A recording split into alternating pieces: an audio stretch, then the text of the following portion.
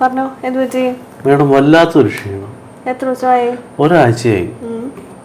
ഭക്ഷണവും കഴിക്കാൻ വയ്യ, ഉറക്കവും ഇല്ല.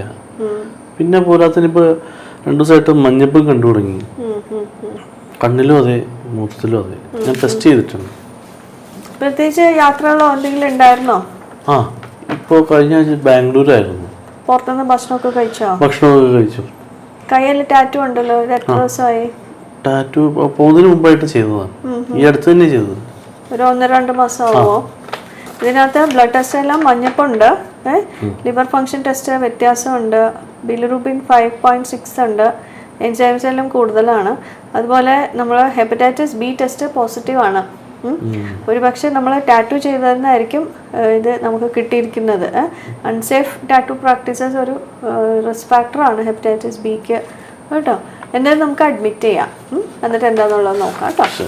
ടാറ്റോയിങ് നമ്മളിപ്പോൾ ഒരുപാട് ആൾക്കാരിൽ കാണുന്നുണ്ട്. അതൊരു കലാസൃഷ്ടിയാണ് and many times it is for life. പക്ഷെ നമ്മൾ ഈ ടാറ്റോയിങ് ചെയ്യുന്ന പ്രോസസ്സിൽ നമ്മളൊരു ഇൻഫെക്ഷൻ ഫോർ ലൈഫ് ടൈം വാങ്ങിച്ചുകൊണ്ടാവരുത് നമ്മൾ ടാറ്റു സ്റ്റോറിൽ നിന്ന് അല്ലെങ്കിൽ ടാറ്റു സ്റ്റുഡിയോയിൽ നിന്ന് വരുന്നത്. പലപ്പോഴും ടാറ്റൂക്ക് ഉപയോഗിക്കുന്ന നീഡിൽസ് ചേഞ്ച് ചെയ്യാറില്ല. അതുപോലെ ഈ ഇങ്ക്, അതുപോലെ അത് യൂസ് ചെയ്യുന്ന മറ്റ് ഇൻസ്ട്രുമെൻസും ചിലപ്പോൾ they are not sterilising properly. അപ്പോൾ അതുവഴി നമുക്ക് ഇൻഫെക്ഷൻസ് കിട്ടാം. അത് hepatitis B, hepatitis C, HIV ഇതാണ് ഈ 3 ഇൻഫെക്ഷൻസ് ആണ് നമ്മൾ അൺസേഫ് ടാറ്റു പ്രാക്ടീസസിലൂടെ കിട്ടുന്നത്. ഈ hepatitis B and C tattooing മാത്രമല്ല, നമ്മൾ ഇപ്പോൾ ഒരുപാട് drug abuse, IV drug abuse നടക്കുന്നത്. അതുപോലെ നീഡിൽ ഷെയർ ചെയ്യുന്നതിലും ഹെപ്പറ്റൈറ്റിസ് ബിക്കും സിയും ഒരാളിൽ നിന്ന് മറ്റൊരാളിലേക്ക് പകരാൻ സാധ്യതയുണ്ട്.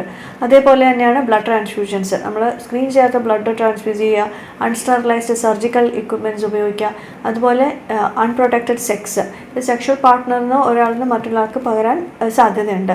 അതുപോലെ മദർ ടു ചൈൽഡ്, ഇതാണ് യൂഷ്വൽ നമുക്ക് ഈ ഹെപ്പറ്റൈറ്റിസ് ബിയും സിയും ഒരാളിൽ നിന്ന് മറ്റൊരാളിലേക്ക് പകരാനുള്ള സാധ്യത. അപ്പോൾ ഇതിലിപ്പോൾ നമുക്ക് ഈ ടാറ്റുവിൻ്റെ കാര്യത്തിലാണെങ്കിൽ നമ്മൾ എപ്പോഴും ഒരു സേഫ് സ്റ്റുഡിയോ തിരഞ്ഞെടുക്കുക. നമ്മൾ ഉപയോഗിക്കുന്ന നീഡിൽ നമ്മൾ മുമ്പിൽ തന്നെ അത് ചേഞ്ച് ചെയ്യുന്നത് നമ്മൾ എൻഷുർ ചെയ്യുക. പിന്നെ ഇപ്പോൾ നമുക്ക് prevention is always better than cure.